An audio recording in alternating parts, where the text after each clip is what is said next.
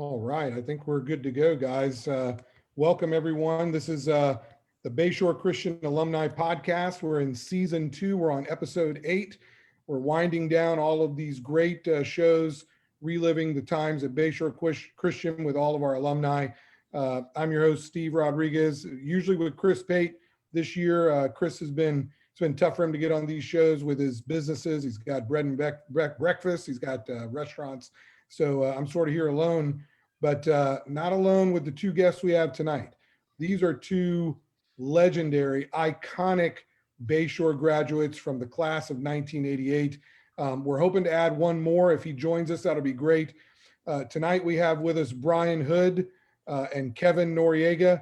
Tonight's show, 1988, What Could Have Been, and In Memoriam for our fallen brother, Mike Blocher. So, gentlemen, thank you for joining us this evening.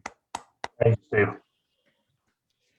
There's going to be a lot of stories here, and it could be tough for some of us to get through because of the loss of Mike, and we love our brother very much, and that's why we wanted to do this show. This was a show Mike would always tell us, this is the one I want you to do. I want to be on it. I can't wait. So this is something we had to do. At the same time that it might be somber, there's also a lot of funny stories. And I know that we want to celebrate those times of joy with our classmates from that era back in 1988. So there's going to be a lot of fun as well as a lot of somber moments, and we're going to bring it all together for everyone to enjoy. We're going to start first with Brian. Brian, tell us what you've been up to since graduation back in 1988. Since graduation. Yeah, well, I'm celebrating 25 years of marriage next month. 26 years. I proposed with my wife, a year from when we got married. So we've been together 26 years. And I work for Bank of America. I've been with the bank 10 years, vice president of vendor operations for the Southeast. Been in the finance industry. That's how I actually met my wife. Been in the finance industry over almost 25 years. So you're ahead on banking. Can I get banking? It pays the bills. But I've seen a lot of turmoil, especially in 2008. We were able to weather the storm. I was on the desk with Goldman Sachs when that happened. Oh, we were buying and selling bulk and flow, and it was pretty crazy. But the mortgage industry and the banking industry has served us well. It's allowed us to travel the world with contests, things like that. And let me tell you, this all ties back to, and this is synonymous with what we're doing, right? About the competitive drive, athletics. I guarantee you, majority of the tutelage under Valdez, we all left with a competitive drive to be successful, whatever we did, whether it be in love, marriage, whether it be in business, always want to be on top. So that's something was one of my greatest takeaways. I just really, I really felt like Bayshore gave that to me, not just in education, but the athletic gave me the ability to understand that you got to put forth work if you want to yield the results. well, you're exactly right. I mean, before I came on the air, we posted something earlier today on Facebook. Before we came on the air, sorry. And you think about all the graduates. I mean, whether it's Lockheed Martin, banking, Merck Laboratories International, businessmen, Bayshore per capita probably has more successful graduates than perhaps any other Christian school in the area. We want to now introduce none other than a name that is synonymous with basketball in the city of Tampa, and certainly at Bayshore Christian. That's Hoodskir's teammate, Kevin Noriega. Kevin, you got a great picture behind you there. Is that the 87-88 team? That it is, yep. Tell us a little bit about what's been happening to you since graduation. Since I graduated, went to USF, went to school there. I was going to actually, my degree was in English education. I was going to coach, that was the plan.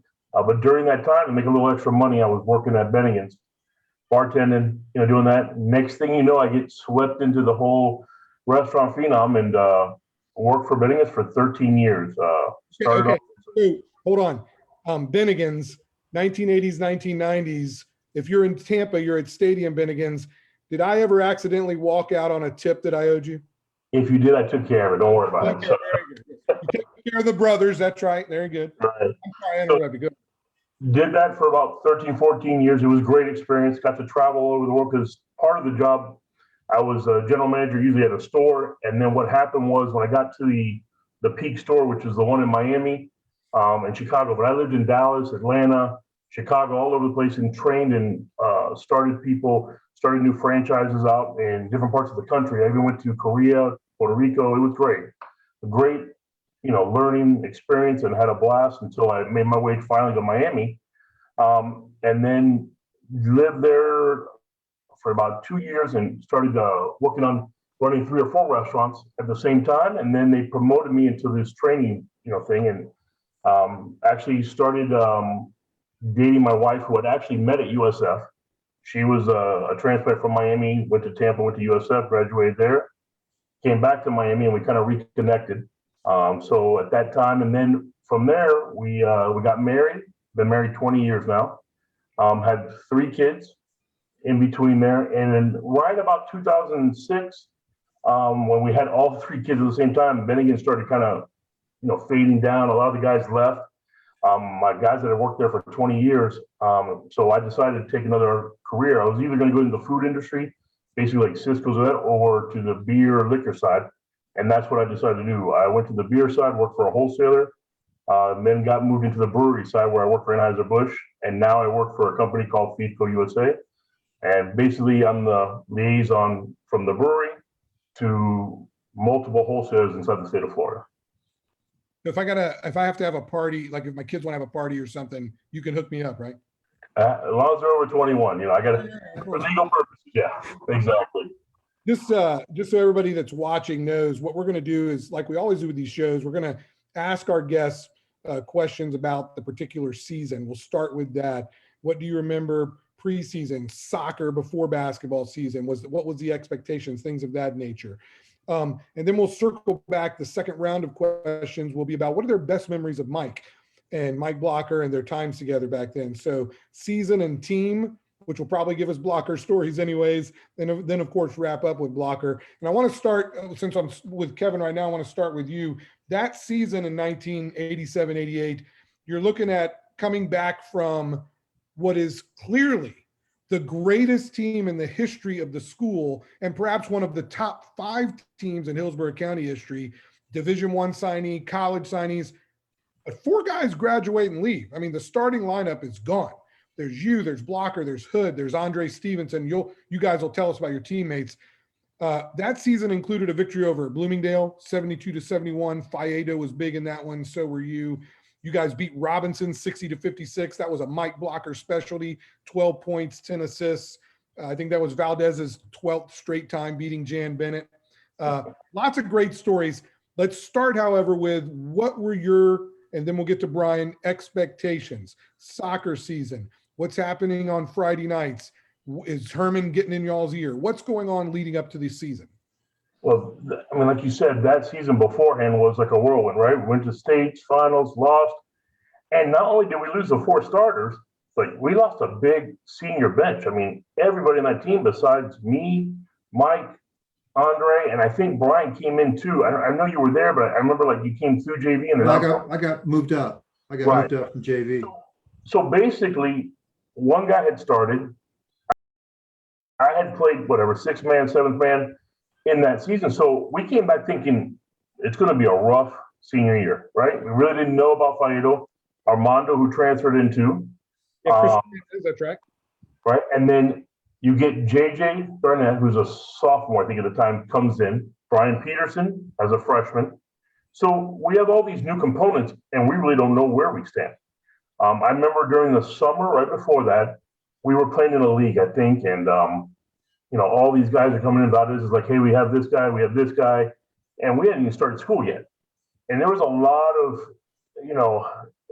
uncertainty. There was a lot of tension, right? Because, Mike and I were kind of homegrown, and Bryan too, that we had been there the whole time. And you got, 4 or 5 transfers who we didn't know. So we go through soccer. We all, we had a blast. I mean, I played all 5, since 8th grade, I think I was on varsity. So we had a blast and we go through it, but yet in your head, it's always basketball. What's going on next? What are we going to do? So it was intense. And then when we get into these practices in the beginning, there's a little turmoil. There's a little, typical competitive stuff where, Rob and I think Mike and Armando, there was a lot of competition and pushing and seeing who's going to be, on that starting five and how we're going to react. That's basically how I remember the beginning of being going through there. And you mentioned Armando. It's South Tampa, it's Herman Valdez, there's a Noriega. There's a Faedo. There's a whole lot of Latin blood flowing around. Chris Hernandez is 6'4", 6'5", thin, but really good post player. Not great yet, but good. Jimmy Carter, I think, was on that team as well, who played baseball, maybe soccer. Brian helped fill me in. Let me know if Scott Humaninski, if he played basketball. I don't remember. He's in the picture. Sawyer's in there. I can't. Yeah, very good. Yeah, Sawyer's in there. Bryan Peters. Most of the guys that are in there are playing at the time.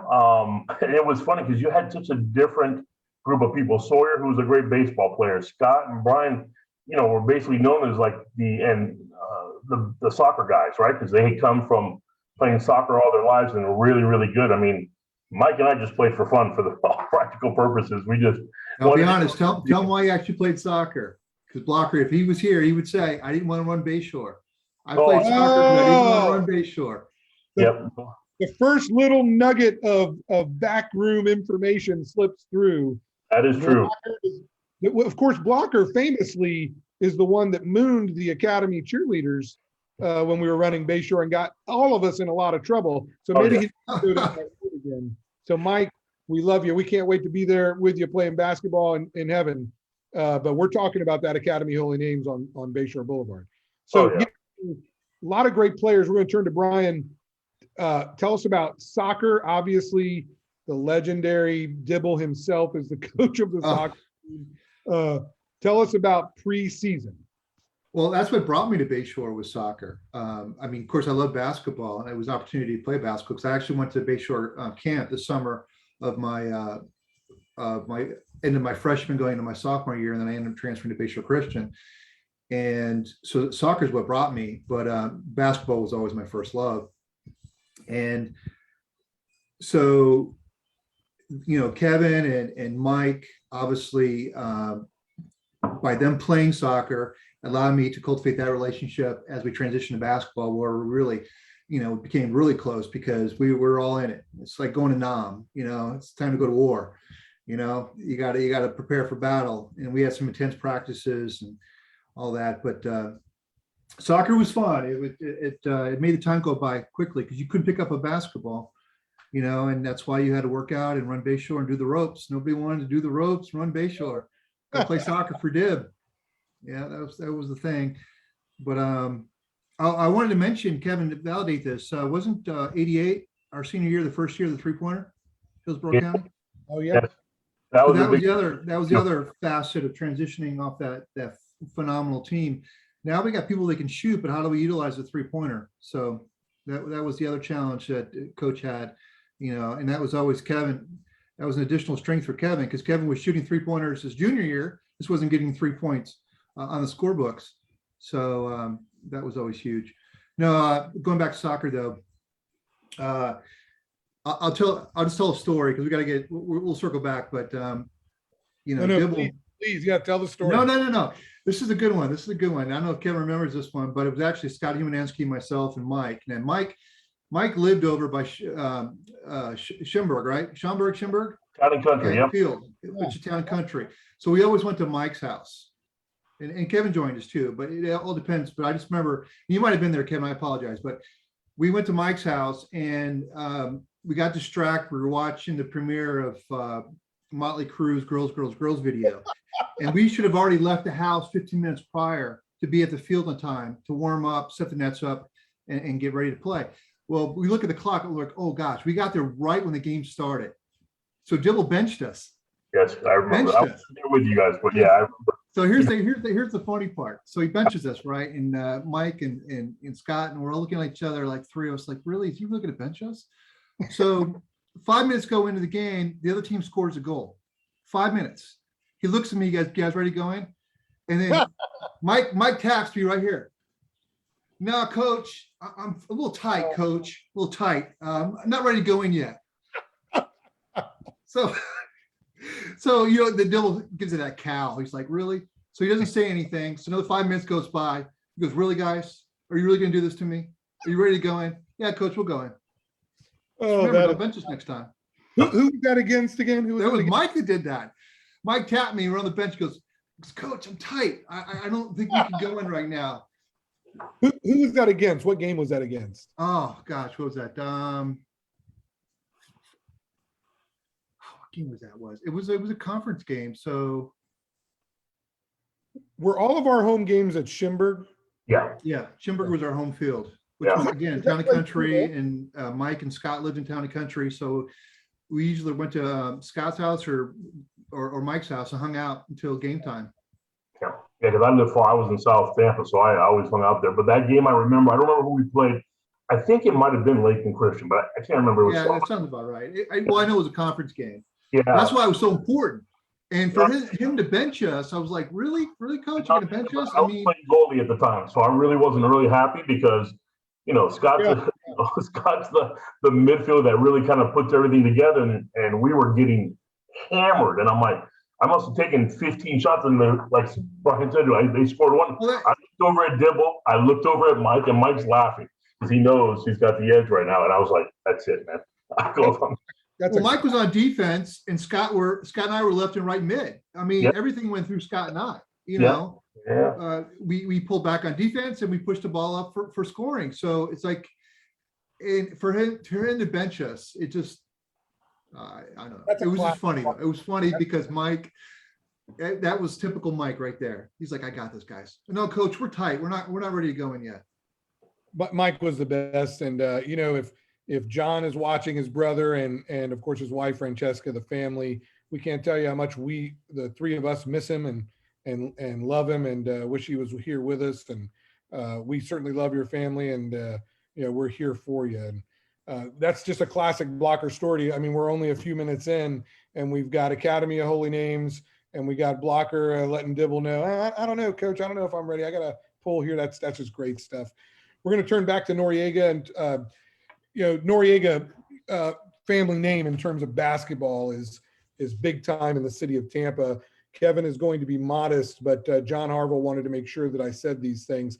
Kevin's father, Vic Noriega, was a 1,000 point scorer for Jefferson. Ironically, Kevin, I don't know if you remember this, but my father was a few years older than your father, and they both knew each other from the basketball courts, Cascaden Park, West Tampa, from all those years together. And there's a famous basketball game Harville reminded me of Jesuit versus Jefferson. My dad had graduated, but Lou Piniella is on the court, Jesuit's all-time leading scorer at the time. I don't know if he still is. And the crowd the Jefferson crowd serenading him, Lou, Lou, Lou, and he thinks they're booing him, takes himself out of the game, comes back in, and your father fouls Lou Piniella in one of the hardest on-court fouls, in high school that you could do. And Pinella's mom comes out of the stands with her shoe and trying to hit your father in the middle of the game. It's one of the more historic West Tampa, South Tampa basketball stories involving your father, Jesuit. Lou Pinella's married my dad's cousin. So it's all this sort of intertwined history. So people need to know that Kevin Noriega is not just a Bayshore grad of success, but with a family lineage that runs through all of Tampa. And having said that, you mentioned earlier, and almost to my question, I apologize, I'm going long, but it became you, Faedo, and Blocher, this triumvirate that would lead this team to an unbelievable 23-6 record. You're out of the gate ranked number 2 or number 3 in the state. And I remember going down to up to Newport Richey, wherever it is, for what can only be described as one of the most shocking. We're rolling, Faedo's got a dunk, you're shooting threes, as Hoodsker said, the 3-point line's in. And Newport Richey Christian comes back and beats us by 11. Their crowd's going crazy. Who are these Newport Richey people? Tell us what happened there. So, never had seen the guys, right? We never played them, never saw them before, and they come out of nowhere. I remember, because for me, even though I was always considered the shooter, or, and Mike was definitely the the guy who would dribble and Faedo posting up. But you had two brothers that later on we find out that are, much older. They're 20 and 21, I think. They were, way out of eligibility, but nobody knew that. They come in with fake birth certificates. But the unique thing was, it was the first time that we really had a challenge, right? Because considering we come in with tons of confidence, I remember Mike saying, I think the older brother, the one that was 21, like I think Brian and I were talking about earlier, I think his name was Tracy Payne or whatever, but I remember thinking I could pretty much lock anybody down, right? I felt always comfortable. I played guys in that league, Coleman Bell, all these guys that were fast and had speed, but between, knowing the court and playing off of them, I could stop them. And this guy was just so fast and so quick, and not even, you could just see muscular. I just compare where I was. I mean, it was men playing boys at that time for those two guys. And, I think of myself 3 years later when I was still playing basketball, around the neighborhood and stuff, I was, 10 times better than I was as an 18-year-old. So it was a hard thing. And we had no idea until the end of the season that this had gone on. So, it was a tough loss. But Herman sort of knew, because I think Brian alluded to it off air that there was some stories or something that tipped Coach Valdez off, and because he was dealing with this issue all year. They were transfers from Alaska. Yeah, and, I mean, and the paperwork was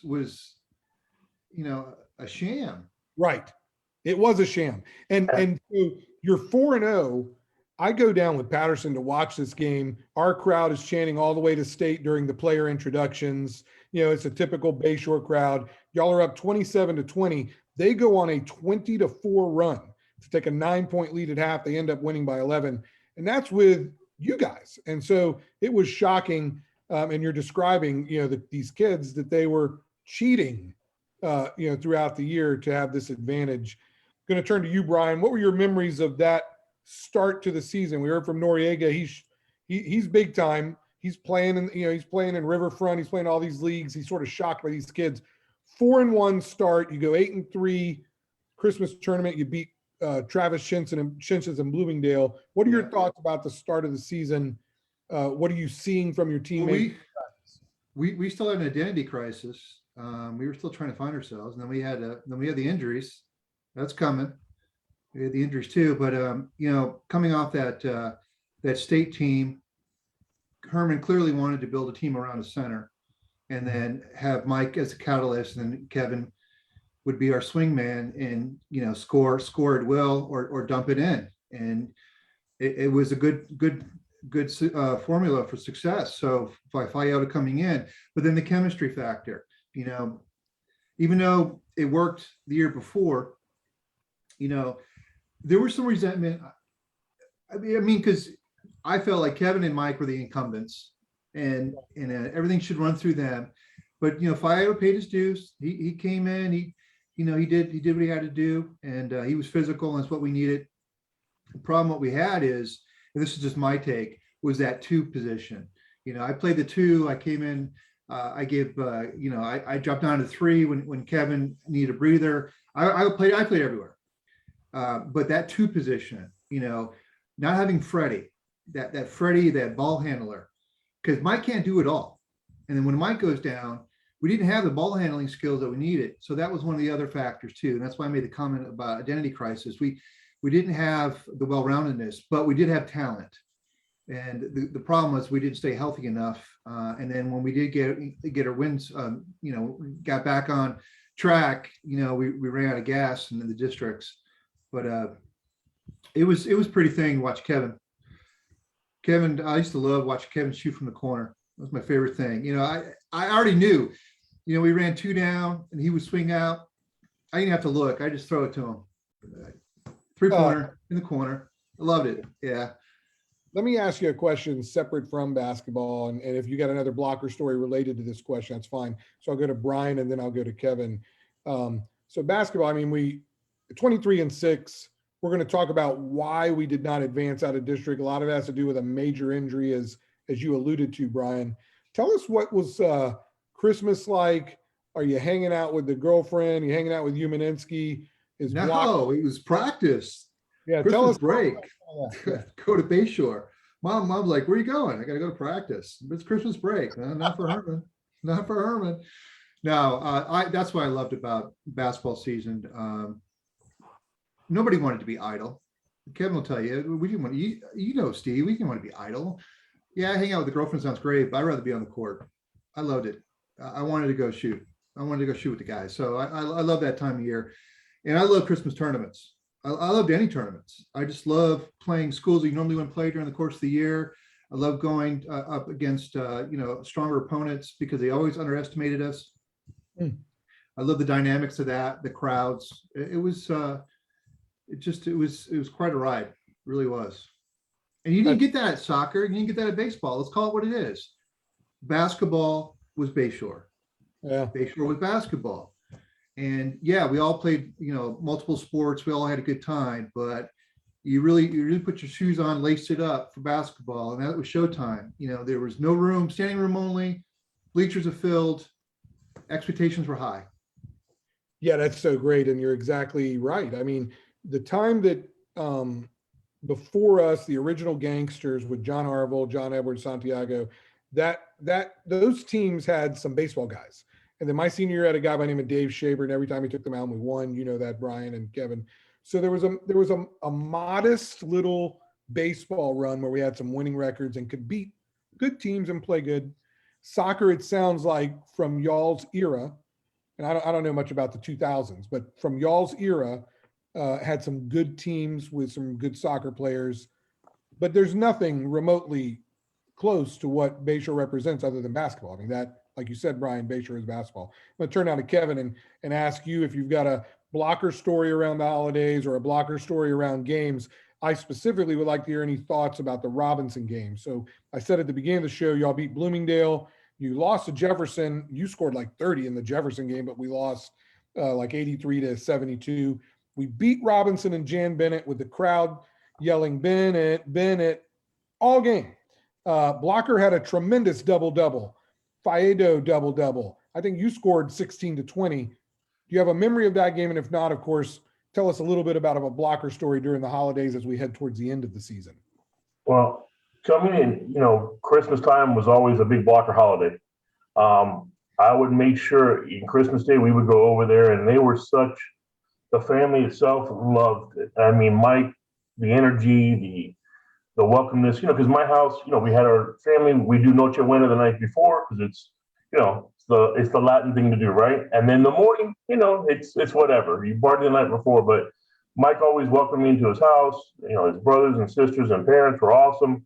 So it was always a good time. It was, to me, to this day, Christmas means a lot. And, it'll be tough this year thinking about Mike and his family there. But on basketball, Mike's stories, talking about that whole building up to the holidays and Christmas, and even the identity that Brian brought up, the game that Mike and I were talking about, a couple of weeks ago was a frostproof game. Okay. It was at frostproof. It was right before the Robinson game, and we really still were fighting. And Valdez, he's going to kill me with this, but it was a rough game. Valdez tells all of us, I want the ball, because back then frostproof could run and gun, and they didn't have a strong team, but they were talented and athletic through the roof. So Valdez goes, I want the ball to go into the fight because we have the height advantage. I don't want anybody shooting. Not me, not Mike. It was kind of a thing. So literally, we took it to heart. Mike and I got upset. We were upset, and we're passing to them, and they're just timing Rob. I mean, they just kept blocking him, just timing him. He's coming around, and they doubled down on him. But yet we weren't allowed to shoot. So at the end of this halftime, or right before half, I get a breakaway, and I dribbled the ball out on purpose. Like I had a layup, and I just took it out and held the ball. We get into the locker room. Valdez is livid. I'm mad. We're all pissed off. And it's the first time physically, like he grabbed me, and he's like, "This is a team." And starts yelling, and I'm like, it was the first time they ever went against him. Like, you're wrong. We got to move the ball. Anyway, back and forth. He benches me. He benches me on the bench. We're down by not that much. Like I think like 5 or 8 at halftime. I sit on the bench. Come back and win. Oh, no, yeah, that's what I'm saying. So I'd only scored 2 points at the time. Mike was the one who kind of reminded me because I thought I'd score because you'd only had 2 points the whole game, the first half. So I sit there for 4 minutes, And Mike comes up to me and he looks at me and he goes, just tell Valdez you're ready to play. Like this, like in, on passing, he's walking back and forth. He goes, come on, because we're down by 10 or 12. I go down there, Valdez comes over, and as I'm about to get up, he comes and grabs me by my uniform and throws me in, because we're down by 12 at this time. And I had all of this sounds very familiar. Keep going, please. And I had the most, amazing game. Mike will tell you, if he was sitting right next to it, that it was all because of him. Because Mike must have had in that second half at least 20 assists. I had 30 points that game that went into overtime. And the last time, right to get into overtime, Mike ran that play. What was it? It's like a 2-week side where Valdez we call timeout underneath. Mike's on the opposite side underneath the basket, and I break to the baseline. 2 guys know it's coming because I'm hot. Mike passes the ball, literally an inch away from the sideline to the baseline. It hits my hands in perfect stride, and I shoot it, and we win the game in overtime. Mike looks at me. He comes over and, the place is crazy. We came back to win. And he looks at me, he goes, I love you. He goes, I love you. He goes, but don't ever do that to me again. Like, and it was, and we cracked up about it, but it really did solve our identity. Like, we talked to Faedo, and he understood that we wanted to win, not just, just to spite him not to give him the ball, but to really work it out. And ever since that point, we started playing like a team. Oh, yeah. There were plays that him and I just started. We'd run 3 down, like Bryan was saying, or 2 down. I'd pass the ball into Rob, and I'd cut. Normally, you'd stay out, you kind of go, but I'd start cutting toward him. We got so synchronized that he would hand off the ball, and I'd swoop underneath him, using him as a body, just little things. But it's really what took us from a couple of those losses, like at Jefferson and that, to really push us forward. And game after that was Robinson, like you're talking about. And everybody had a piece. First of all, it was a big thing to Valdez because Jan Bennett, another longtime coach who was very successful, who had run me to death my 8th grade year when he was playing or coaching. Let me interrupt and say Jan Bennett cannot hold Herman Valdez's jockstrap. Yes, but from a lesser perspective, he's successful at a lesser rate. But go ahead. Right, but he was personal to coach, so it made it personal to us. And we all, chimed in together. And literally, like you said, we all had a great game. It was a very equal distributed game. We beat them. We wanted to make sure that, coach, and he was ecstatic because we went from that Frost Group game that was very, just dysfunctional. And then we went to this game where we started clicking and everything. And from that on, not only did I start scoring, but Bryan and Jimmy, and and JJ, right? They swung at that 2 position, and they all started doing what they needed to do. Bryan was over, the all-around better offense and decent, but Jimmy Carter could play some mean defense when he needed to shut somebody down. And JJ, if his shot was on, right, he offensively he could get in the groove. So between the 3 of them and Bryan, like I said, being the leader of that group, it really started to where we thought we could go back to the state. And it's very important to say. You just mentioned more names, and we've said a lot of them. So let me just repeat them. This is JJ Garnett and Bryan Peterson, who would go on to superstardom. JJ Garnett would lead Hillsborough County in scoring. Bayshore would go 24-5. He would sign with Eastern Kentucky. Bryan Peterson would lead Bayshore to heights we had not seen since Kelvin. He would go to the University of Georgia, largely considered one of the greatest players in Tampa history. So you guys are nurturing the next generation of greatness while still reaching for greatness yourself. And we need to point out Faedo. We wanted him to join us tonight. Faedo is a 6'8" center transfer from Tampa Catholic. He's big time. He would finish the season first team All-State. Kevin, you're understating yourself. I'm glad, as Bryan alluded to as well, y'all are searching for your identity. Noriega averaged 25, 30 points a game until there was an injury. And we'll talk about that here shortly. But before we turn back to Bryan, there's some Facebook quotes I want to give you guys. One is John Harville says basketball's a way of life at Bayshore, and he waves at you guys. Harville, of course, is the one that gave me the stories about Victor Noriega, Lupinella, and Lupinella's mom assaulting Vic Noriega for hitting Lupinella. That's a great story. Yeah. And then Tom Freilich. Do you guys remember your classmate, Tom Freilich? He's got a question for you guys. Here it goes. Okay, hi, Noriega and Hood. I have to know, after the epic fight game where we lost to a team that only put 3 players on the court, how bad was the next day's practice? I remember feeling bad for you because I knew Mr. Valdez was going to beat all you guys up. So what happened there? We only had 3 guys on the court?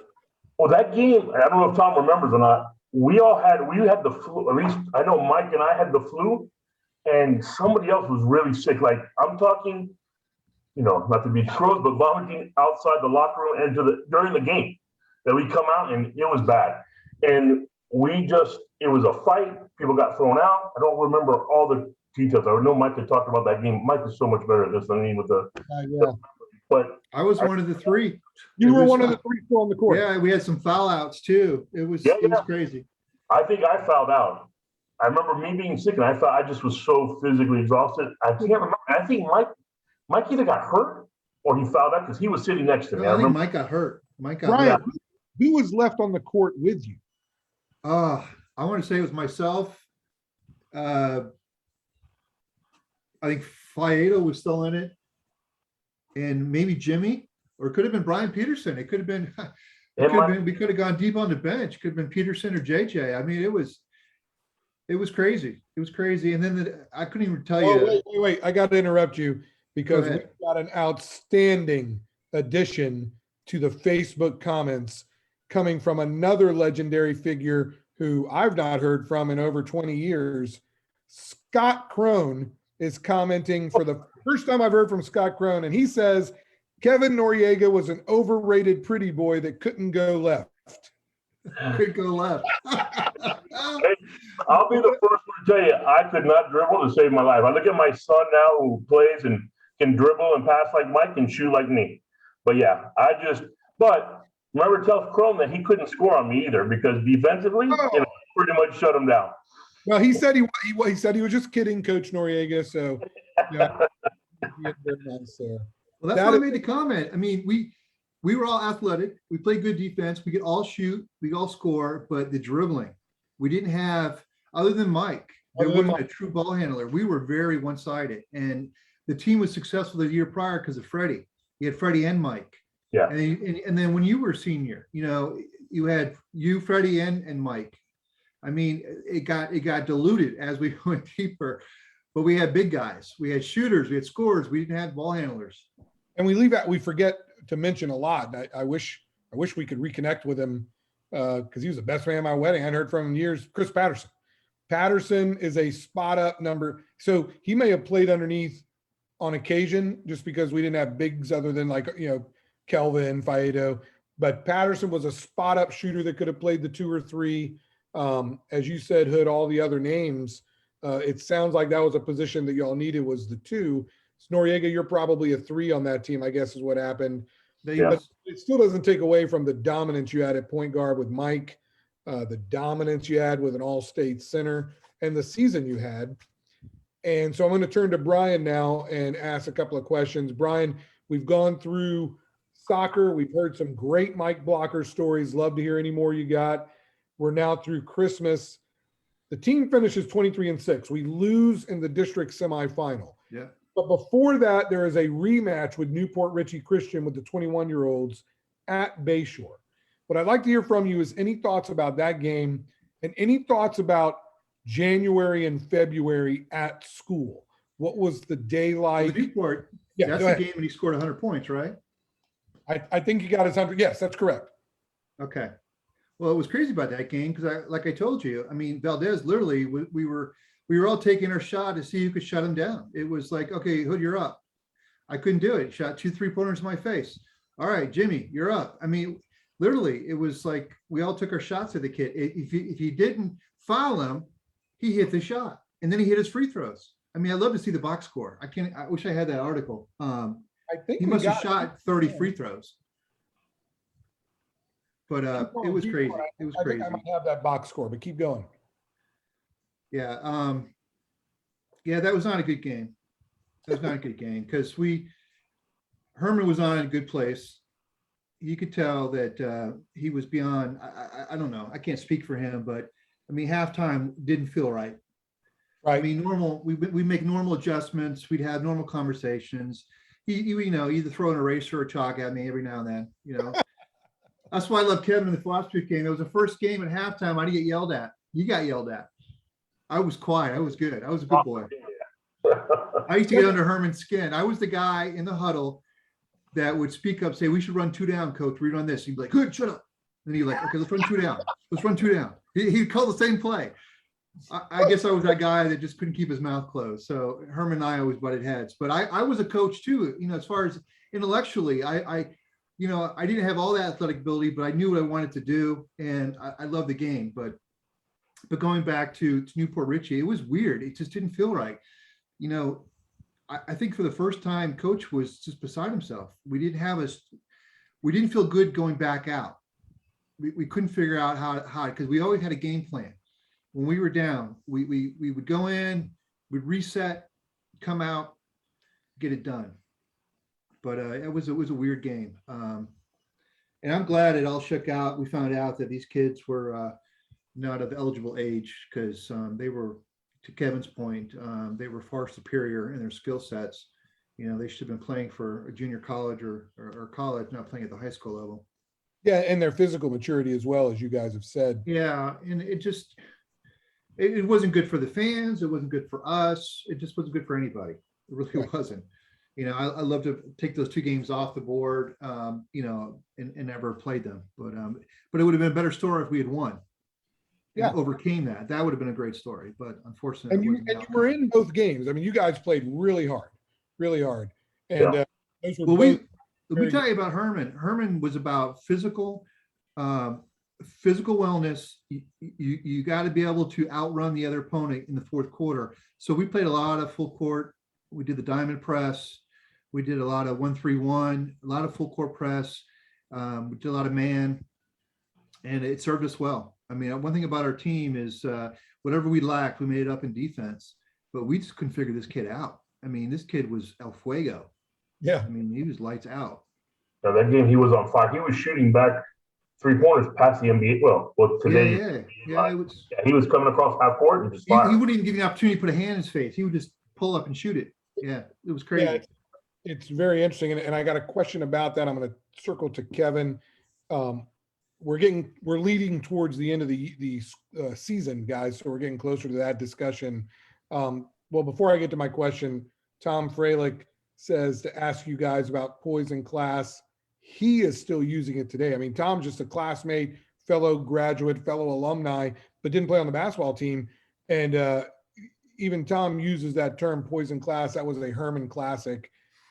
We all use those Herman words and favorite sayings because they matter and they mean a lot, and they actually have a lot of meaning to apply in today's life. I want to ask you, Noriega, about do you guys think, so first off, both Newport Richie games, we had leads against what are essentially college players. And that's how good of a basketball team you had. There was another team, though, that would have been in the way to get to the Final Four by the name of Pathway Christian. I don't know if we played them or not. They had a bunch of what looked like ringers, giant public school kids. Do you think that if Newport Richie does not cheat, that your team, Bryan, your team, Blockers, could have beaten that Pathway Christian team, or do you remember? No, we did play them. We played Pathway and beat them. Okay, yeah. I think it wasn't by much, but we had, they had some studs. They had some guys that could play, but we were just in that game. I think I did really well, and Faedo, I think Rob had like 25, and I might have had 29 or something. It was a double whammy, right? That we're all hitting, and then Mike and Bryan, the rest of the team, brought in, between that 2 position. That's what coach used to talk about, that 2 position. We had 15. If we can get 15 points and so many assists, and out of that 2 combined, whoever was having the night, really made a big difference. And Mike, going back to Mike again, they tried to throw a press because they were very athletic. Mike was dribbling through 2 or 3 guys because, besides one of us staying in the middle of the court, catching a ball, passing it back to him to get to set the offense. But Mike, to this day, I tell everybody, Mike can dribble through. It's press breakers. People's legs. Incredible. And he would rag them and rip you apart. I mean, poor Armando, he used to, in the beginning of the season.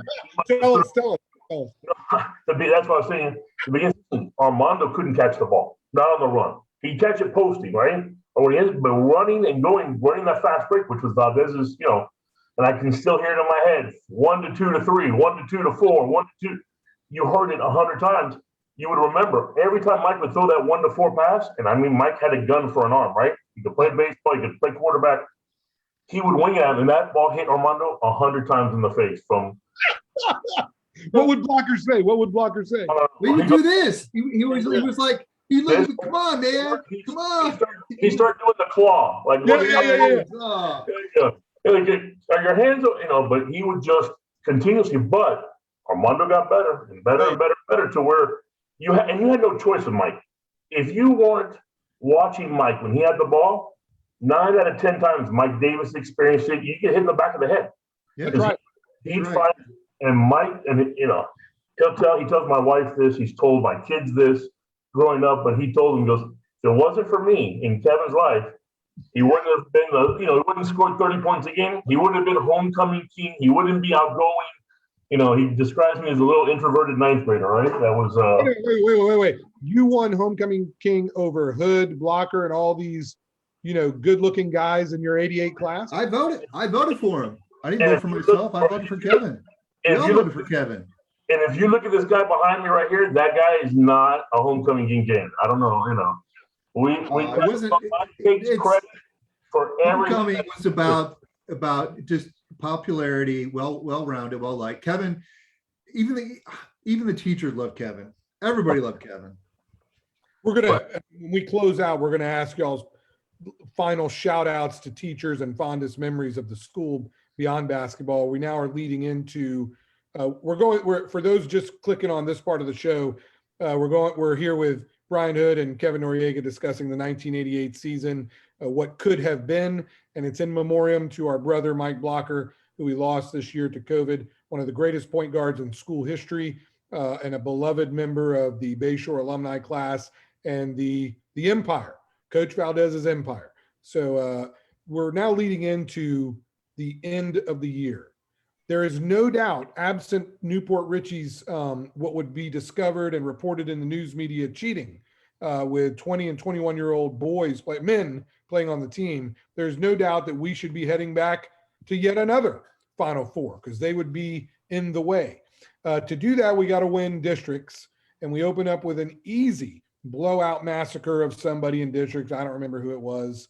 But then something happens in practice or like right before that game. So we got Noriega averaging almost 30 a game, Faedo averaging 20 and 10. Faedo is going to end up all county, all state. Blocher is leading the show. We got a series of great athletes, including Hood and others that are supporting cast on this great team. Somebody tell me how this happened, because if I was there, I would have had to kill somebody. How did this happen where the leading scorer gets injured? Kevin, please tell us. So it was before districts actually. Okay, so we just played the big conference game, right? Which is a big game, right? It's the best of the West in Tampa versus the best in the West in St. Pete versus the East in Tampa, and we blew out. I think it was Keswick or somebody by 20. We felt like we can beat anybody. We go through practice, and Coach Valdez had brought in a young man. I can't remember his name, and not to be at fault with anybody because we're going through. But it was a typical kind of. I think he came into January into the thing. He was playing. Hold on. Before you get too deep in the story, Freilich has just added another Facebook comment. He says, Noriega, Noriega, Noriega, Noriega, and that was the class hymn, or is it a classic hymn? I think it's what. No, it's so every time I scored a point, if you watch any of the games, which I haven't been able, I was telling Mike, we try to. The band would play that every time I hit to the point of where my kids saw one game. There was one game that Mike had sent over, and they keep playing it every time I shoot. My son looks at me and goes, "What are they saying?" And I'm like, "They're saying our last name, but they're chanting." He goes, "Oh my gosh, But yeah, that was a lot of fun. But no, so we go into practice. Coach had brought in a kid that had planned to start playing. Right, I think he was a sophomore, junior, and we are doing running drills. So we're doing suicides. And, usually, not to do my horn, but usually I kind of led the running, right? I was always be ahead. Even I wasn't the quickest by any means, or any of the, but I just was always in decent shape. Hold on. That is not at all what I remember from your running history. That was back then with you. I wasn't even close. But in the end, in my senior year, trying to lead by example. But no, with you Exactly. and those guys, I was still with the big shoes, and I could barely even get through. But that day, we're running the ones where we're hitting the wall, the pads and going. I think we were doing doubles, and I come across this kid's a little flustered. You can tell he's, breathing heavy, having a hard time, and I'm running past him. And of course, Mike and the rest of the group are like, "Hey, you gonna keep up with us? You're gonna keep up with us." And you get a little angry. So in other words, we are classically riding the underclassmen to death. You better keep up. We're going to get on you. Yeah. All right. Go ahead. Sorry. I go to turn. He thinks the drill's done because we're doing a double, and I come around. So as I'm hitting the wall to touch, he comes full blast behind me, not realizing that I'm, in the way. And next thing I know, both my wrists broken, 3 ribs, and I'm unconscious. I have a concussion, not knowing what was going on. I remember waking up, going to the hospital. It was a very blurred moment, and Mike kind of gave me more. And Mike was livid with this kid. I thought they were going to kill him in the locker room, but they come back in. I come in, and I have 2 full cast on, 3 ribs, bruised, and they give me one of those little whatever girdle things to wear. And I'm thinking in my head, my life is over, because that's how I felt. I was really, I was emotional. I was this, and all I can remember is Coach Hunt, who I know we haven't talked about him, but the guy in the yellow shirt behind us, he had his doctorate or master's degree. He was very educated guy, but he was in like physiology, exercise. So he had new techniques of, way to wrap yourself, way to kind of play through. And I go, look, I don't care. I want to play if I can. And he goes, well, we're going to have to cut the cast off, and then, so forth and so on, kind of the warnings. We go into that first game, and I don't step foot in the court because, like you said, it was a blowout. I think we were playing Evangel or somebody. And we blew them out.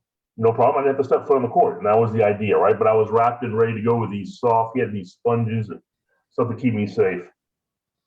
The second game, the Lakeland Christian game, we are just no, and we'd beaten these guys during the season by 20 some odd points. And we go in, and I'm sitting there at the bench, and I look over at Valdez, and I'm like, I want to go in. Let me in because we're down by 10. And I can't remember the box score, but I either hit 3 threes.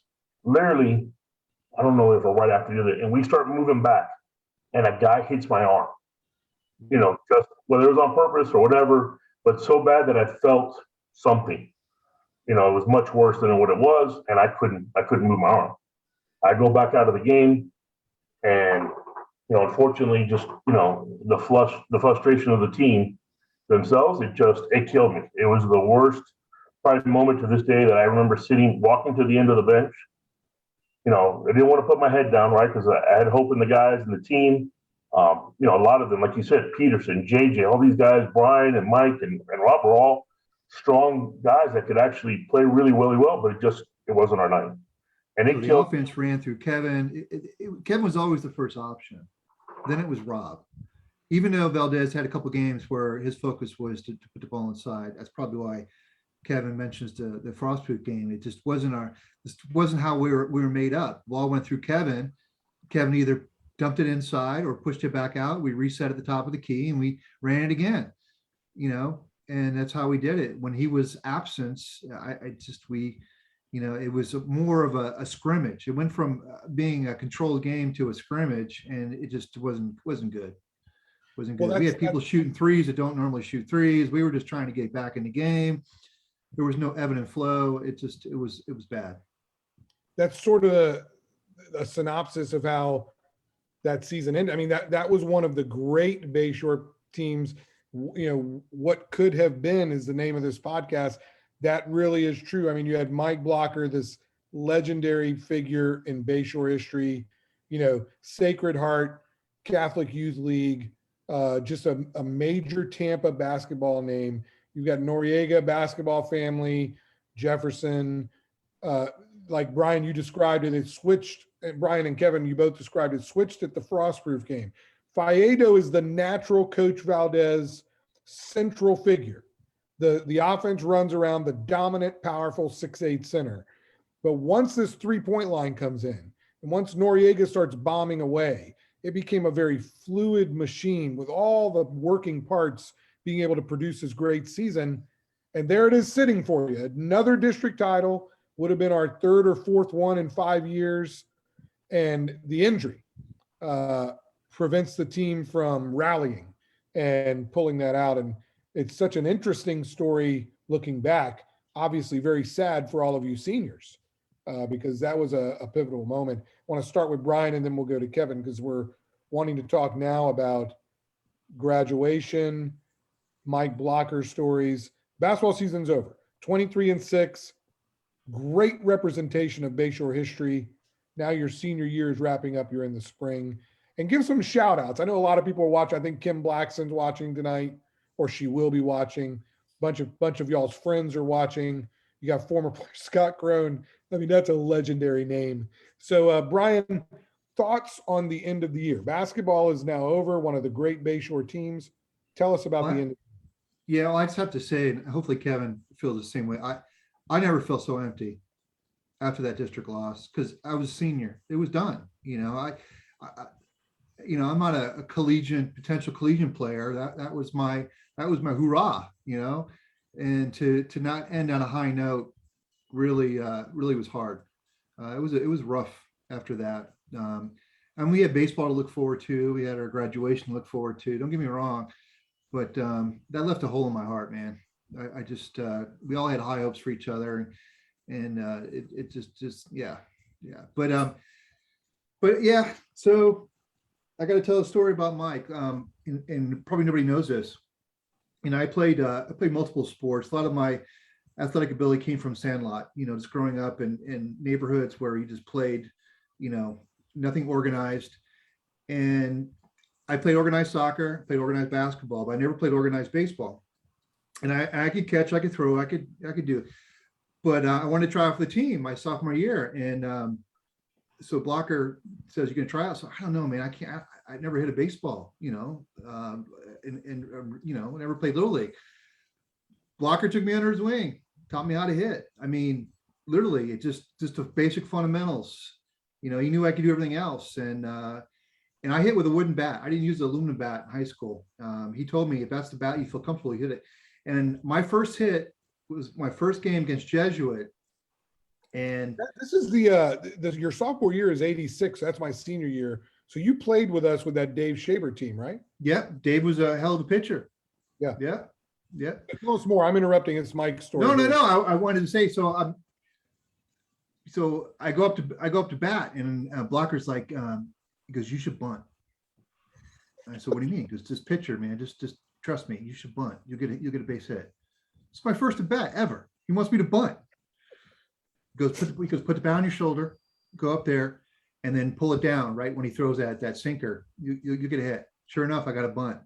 Wow. And then I go back to the dugout after. I don't remember if I scored or not or whatever, but I come back to the dugout. First thing he says to me, "Boy, you really hit the snot out of that ball, didn't you? You really laid in that one, didn't you?" I said, "Well, you're the one who told me to bunt." He goes, "Yeah, I know, but I didn't think you'd do it." Blocher was always that. He was an antagonist, but he was also I can't explain it. He was an antagonist. He was mother hen. He was everything. He just kept you honest. But yeah, Mike, and then he continued to work with me. We went to batting cages. He was great. And then he goes, "I'll get you fired up." We go back to his house. He brought out his baseball card collection. He had I don't know if Francesca has it still, but he had baseball cards from the 60s. He had a pretty expensive collection. He had a rookie Pete Rose. He had some really, I don't know, maybe John has the collection now, but we could have the baseball cards. You get me fired up. So that was always something to look forward to, baseball with Mike. If John or Francesca are watching, please let us know. But I know that Mike got involved with collectibles. So because I remember him making sure I got something to Joey Ruggieri over the last Christmas. He gave me a Scooby-Doo lunchbox or something, and I took it to Joey from the 1970s. So I know he got into collectibles. So I'll bet you he probably held on to that stuff. That's very interesting because, again, I didn't know that about Mike. Those are two great stories. I'm sorry to interrupt, please. No. Mike, Mike always made me laugh. He was just one of those guys that, and Kevin called it out too. he knew when you need to be picked up. He also knew when you need to be brought down a notch. Mike was classic on that. If he thought you were riding too high, he'd knock you down a notch. If he thought you were down in the dumps, he'd lift you up. He was classic about that. But I'll never tell you. I'll tell you a basketball story real quick, because he was a prankster. He's a big prankster. So this is during Christmas time, so there's nobody at school except for us. We go practice. I drove. So I get in the car, right? And I'm going to take him home. Car's running. He wipes the biggest booger ever on me as I'm putting my hands on the steering wheel and getting ready to go into reverse. I jump out of the car. I close the door. He jumps out. He's laughing. Keys are locked in the car. The car is running. Yeah. Oh, yeah. You're famously Mr. GQ, Mr. Clean. I can only imagine a blocker booger going on the steering wheel. This thing looked like it got pulled out of a cow. It was like this long. And he wiped it. Literally wiped it on my neck. He's just like, that was Mike. So I jump out of the car's running. He closes the door, I close my door, the car's locked. We had to go through the trunk. I think it was Jimmy Carter. Jimmy had tools. Jimmy always had tools. I was like, Jimmy, Carter. You got tools? I got tools. So with Jimmy the lock, with Jimmy's screwdriver, we pop the trunk, we go through the back seat, we get in the car. But because you didn't have cell phones back then. It's like you can call mom and dad. Yeah, that's right. That is no. Yeah. And then the booger thing went on for all through high school. It's like you had to be on your toes, because you'd be on the bus. And if you sat behind you, you're an idiot. You either get something in your ear, back of your head. You don't know what fluid it was. It was coming from Mike. Oh, that is classic. That is classic. Bus rides were always great. I used to love the bus rides. Yeah, just crazy shit on the bus. Yeah. Those are classic blocker stories, Bryan. I know that people watching can't thank you enough for sharing those, because those are classics. I didn't get a lot of that side of Mike because he was 2 years behind me. So like, I'm the one usually, picking on people, the hazing that you can't do today. As Noriega knows, we confirmed before the show about the infamous duffel bag into the pool at Florida Gator Camp with John Harville and the guys. A couple more Facebook comments for you guys, and we don't have to wrap up. I want to hear all the stories, so don't think we're done. First off, Kim Blackson says she's watched it all, and Kim provided an extraordinary number of pictures and stuff for the Facebook page, which includes a lot of Mike Blocher stuff because it's from y'all's graduating class. So we can't thank her enough to share all those memories from 1988, and of course, so much of it with Mike Blocher. Also, I've got on here, John Harville says, that kid is lucky it didn't happen when we played, because we would have thrown him in the joy pond. That's referring to the kid that injured Noriega. If he'd have played a few years with us, obviously he wouldn't be strung him up. Yeah, it would have been bad. It would have been bad. Pulled a scarecrow, would have strung him up, out the fields. Oh yeah. We'd have left him tied to the joy. I don't remember who this was, but we did tie somebody to the joy. Oh, there was some. I'm telling you, there were some rumors that the kid was brought in to take Kevin down. There was some crazy stuff going around after that. That there was a conspiracy theory. Yeah, I would imagine feel that way. One more Facebook, and then we'll go to Kevin with questions for him. We got Mrs. Stevens. Y'all remember Miss Stevens? What a sweet lady. She's she's saying hello to you two guys. John Blocher, Mike's brother, glad he's here with us, said he was doing the booger stuff when he was 51 years old. That's true. Then we've got Freddie Tomasello, the legend himself, another Cubano, legendary South Tampa name. We should have doctored Freddie's birth certificate. He should have played again our senior year. That's right. Fred says just fine. Yeah, could have used you, Freddie. Absolutely. It says, I love the Mike stories. Bryan, you were awesome. And Kevin, he helped you guys. He would have helped you guys win state if he had stayed healthy. So that's what Freddie's saying online. And that's absolutely true. At least we'd have gotten to the Final Four, certainly had the components to win a state title, perhaps more than the 87 team. Am I like, Chris Bates going to kill me? That might be sacrilege. Yeah. The last one I got is John Harville again. Kevin never backed down again. Noriega, I don't know if you remember, but you cost me a victory at Shorecrest my senior year because we had an inbounds play with 6 seconds to go. Coach Valdez said, call timeout underneath, and you shot it anyways, and it missed. And so we were running suicides at 10 p.m. back at the school for you not listening to coach and costing victory. Exactly. So Kevin, share us your Mike Blocher stories, all the memories you have with Mike, especially from that 88 year. I mean, yeah, listen, I love Mike. Like I said before the show, he's a godfather of one of my children. I'm a godfather to Jake. Been there for every big moment in our lives, deaths, weddings, birthdays, everything.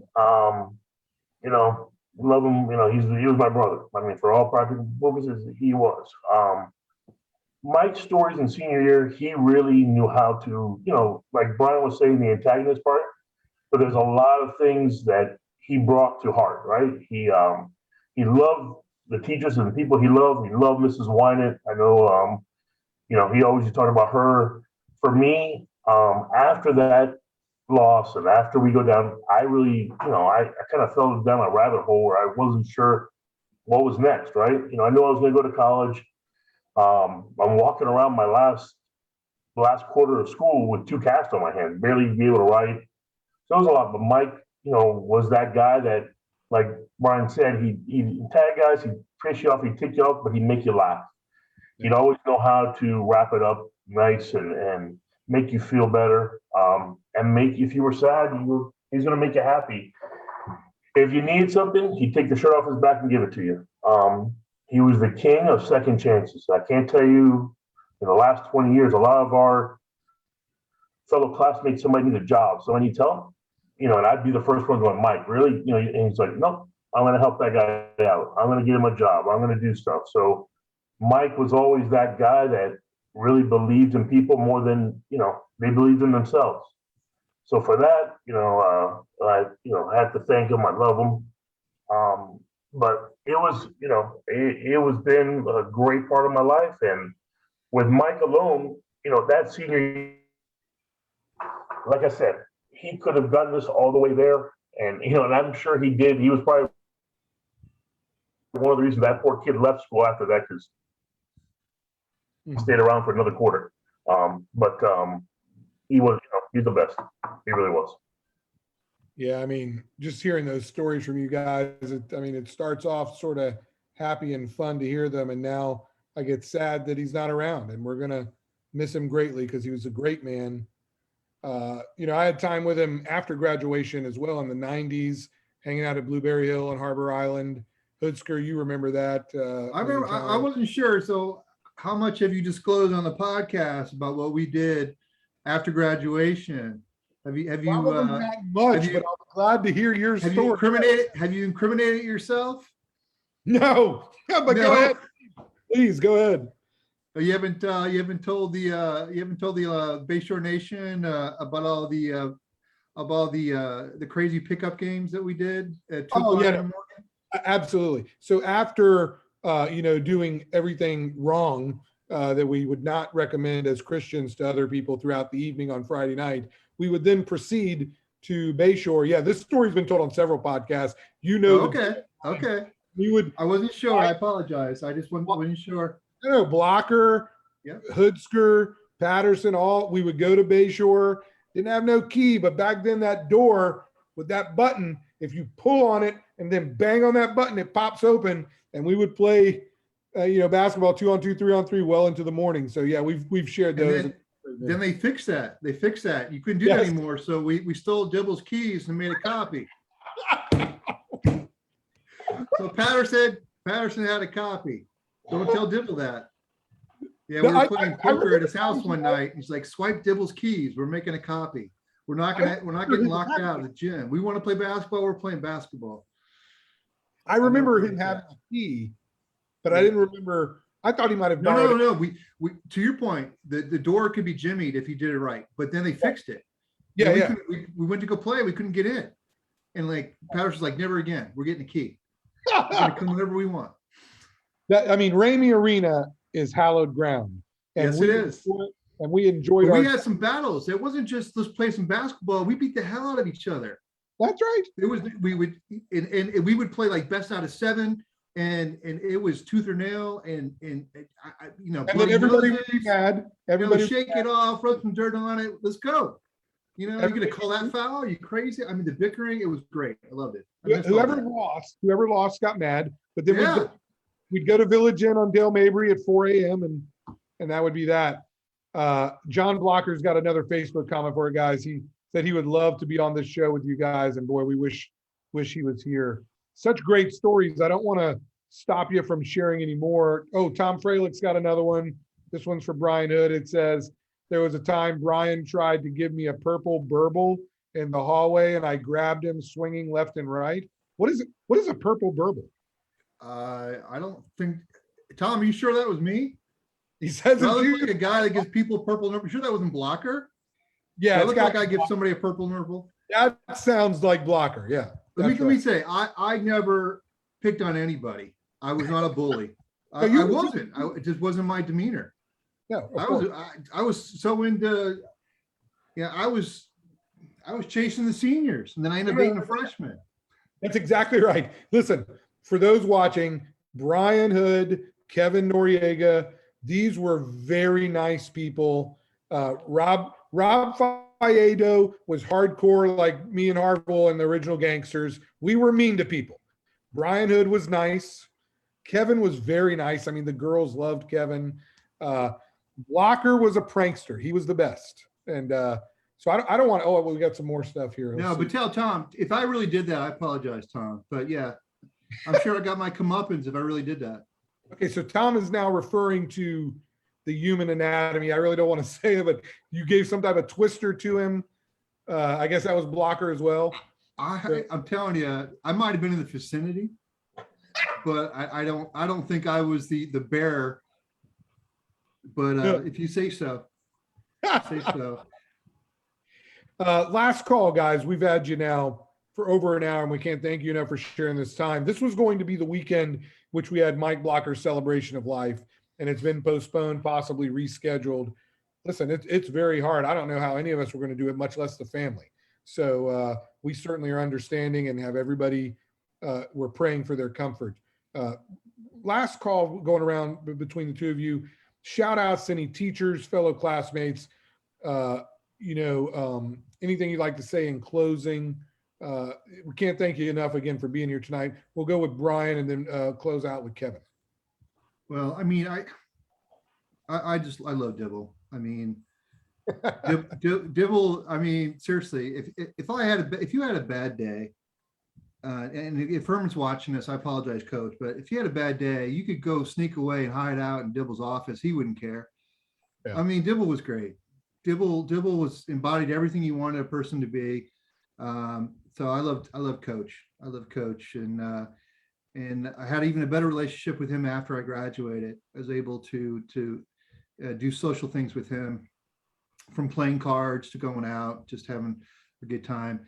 And then my favorite teacher, who gave me the most grief, but I loved her for it, was Miss Wynett. I think we all love Miss Wynett. She was great, but you know what? There was a battle between her and I don't know if she remembers this, if she ever, chewing gum. I'd only chew gum in her class just to see if she'd catch me. And yeah, Miss Wynett. And then Fritz, the music teacher. I love Fritz. And then Mr. Cotta. Everybody loved Mr. Cotta, my homeroom teacher. Yeah. Outside of that, I loved Herman. I love what he stood for. You know, I got to give Coach credit. He maintained a level of professionalism 24/7. Yep. I mean, I think he let his guard down every now and then. Every now and then, you'd see him smile or he'd do something funny. But for the most part, it's consummate professional, true mentor. I was really sad. I got his book right here and I wanted to bring it and have him sign it. So I still got to connect with him. And then going back to outside of the school, it just, these guys, Kevin, Mike, Scotty, you, Steve, everybody, even the girls, just, our senior class was small. Graduation of what, Kevin? 67, 68 people. It was a small class, but good people. I don't remember anybody picking on anybody. we all, had a good time. Athletics again was a special nature, a special disposition in my life because it brings so many memories. But circling back to Mike, there's more stories even after graduation. Probably can't say it, but let me just tell you, I wasn't kidding. Mike was the antagonist. Mike was a lot of things, but he was also mother hen. And he was always, we go out in a social atmosphere. He was always big brother, always watching out for everybody, make sure everybody was safe. And he was great about that. So, but that's all I got. But Yeah. I can't thank you enough, Bryan. Those are such great words. You mentioned so many great teachers. I remember Mr. Carter in study hall. He was my study hall teacher. Coach Dibble. I mean, my sister tells a story, and thank everybody for praying for my sister. She's class of '88 as well. She's with these guys, Tina Rodriguez. She went through some surgery recently, came out flying colors, so we're very thankful. She tells the story of you, Bryan, and Chris Patterson or somebody else had like teacher assistant with Dibble, and Dibble would give assignments for y'all to do work, and you two would make my sister do it, and Dibble wouldn't do anything about it. So my sister is in the gym like sweeping the floor while you two are playing cards in Dibble's office. yeah, that's about right. We love Tina for that. Yeah, there is nothing funnier than that. But to close out, I mean, just wonderful words of love for Mike Blocher. We really appreciate you sharing those, and I know that everybody wanted to hear it. And thank you for doing so. We're going to talk a little bit. We're going to wrap up with Kevin. And Kevin's probably got a lot to share, and we want him to, but there's several things on Facebook, which includes a question for Kevin. First off, Tom Fralick says, dude, it's all good. Mr. Thornton was yelling at me. So apparently he did something in return, but it doesn't look like it was you. It was probably Mike Blocher that did it to him. And then Kevin, Kim Blackson says, Mrs. Stevens says she can't stop smiling that you guys were the best. Thank you, Mrs. Stevens. I'm sure you guys say the same thing as well. It's really wonderful that everybody's watching. And then we have Kim Blackson says, can Noriega tell those of us that care so deeply for the Blocher family that is left behind some of the needs for Francesca and the kids? So Kevin, we'd like to hear your final Blocher story, some Bayshore shout outs to people that meant a lot to you. And of course, if there's anything that you can, to answer Kim's question, that we can do for Francesca and the family. So Kevin. Yeah, absolutely. In regards to teachers, I mean, I was there 5 years from 8th grade to my senior year, so I had a lot of them. In the coaches' respect, Coach Orr, Coach Sam, Dibble, even Hunt, which was only there for our senior year, and of course Coach Valdez. They made me what I am today. Competitive. Back to the poison class. Every little thing about those guys, they had a uniqueness about them that I was able to learn from them and put it into my life. So from a coaching side, great. From teachers, there were so many, and you guys named a couple, but Miss Whiting was definitely my inspiration to be an English teacher, right? That's what I first thought I was going to do in my life. Mrs. Jordan, Coach, or Mr. Carter, and man, I mean, so many different people that were in that. Mr. Thornton, another big influence for me because he came in there and definitely would shake things up. And, you try to be the quiet kid in the class. That wasn't happening in his class. Actually gave me a part-time job after school to help me get through some stuff. So a lot of great people, but everybody was, family there. And they continue to worry, pray, and take care of you every day. So a big shout out to all those teachers there. In regards to Mike, like I said, the great laugh story, we were always joking around, goofing around, stuff like that. And Mike, would do anything to make people, laugh and joke around. But, my biggest takeaway from Mike was our senior year, you had some sophomores and freshmen, but there was a kid, and I'm trying to remember his name. Mike was supposed to talk about this part of it, but little kid that was getting picked on. And usually if Mike wasn't picking on you and somebody else was picking on you, that would be Mike's response to, well, let me explain to you who does the picking on right here. So it was someone, junior or sophomore, and the kid was getting picked on. And I'm not kidding you, the freshman little kid. And it was Justin, wasn't it? Wasn't it Justin? It might have been Justin. It was Justin. It's like nobody touches Justin. That's right. That's right. And then we run into Justin McDonald's, and he started giving us all this free food at drive-thru. It's like, here, guys, you guys are awesome. We love you. So yeah, so don't forget that. Mike ends up taking the guy to the locker room, through the back door there, through the red top, literally hangs the guy by his underwear. Left him there to be, and I was like, Mike, you gotta let him get out. He goes, nope, nobody misses with Justin. I was like, all right, but that's the type of guy Mike was. He was like, protector, friend, and just, overall a great guy. I mean, we'll all miss him. I mean, he has so many friends. I mean, and that was the other thing about Mike. When all the years I was traveling for work, we didn't have cell phones back then. Email, internet didn't start really till like the 1999, 2000, when everybody started doing their phones about 98. Mike would always make sure that he knew where I was, that I'd make sure I didn't make contact with him. And he did that with so many people that every time we talked, he'd catch me up on anything, like the gossip, the news, how people were doing. Somebody, poor thing, had passed away. I know a couple of our classmates, Nafa and Jimmy Carter, that were in our grade that had passed away early on as well. Mike was that guy, and it's going to be one of my focuses to, really make sure to stay engaged. What you and Chris have done, that reunion, I know you couldn't go to, or Brian either, but let me tell you, it just made me feel good driving home back after that. Seeing all those people, saw Kim, Sherry, the Daniel brothers, everybody, Freddie.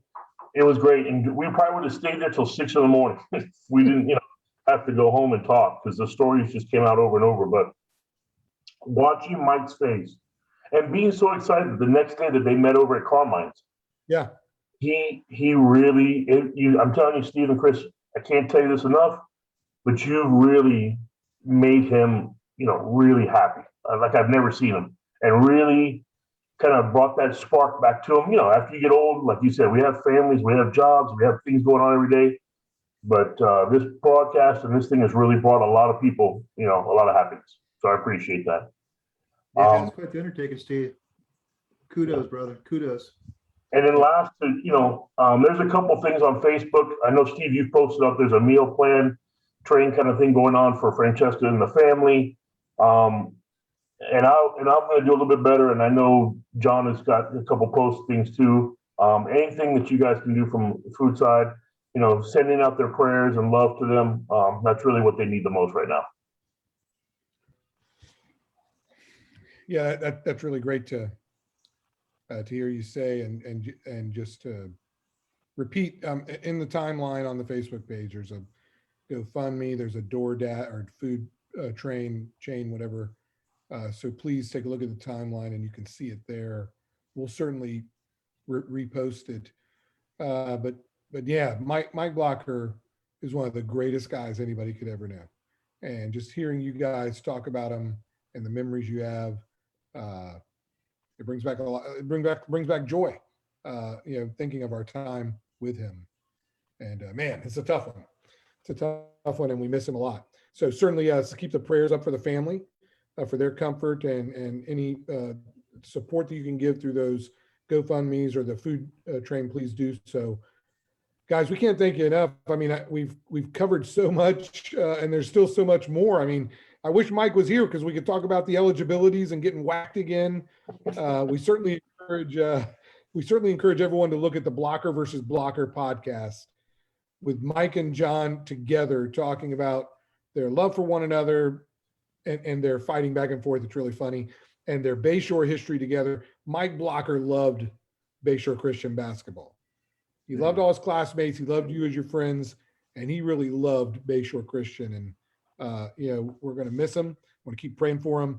Anything anyone can do for the family, please do so. Guys, thank you enough. 1988, what could have been? Noriega doesn't get hurt. That's a whole lot of talent on that team. We're probably looking at another Final Four. Thank you guys for joining us. We'll have another Bayshore alumni thing probably over the holidays. Hopefully we can all get together again. Stay safe out there with COVID. Make sure you're staying healthy. Take care of your families. Pray for the Blochers. Thank you, everyone, for joining us. Guys, good night and take care. Bye, guys. Take care. Thank you.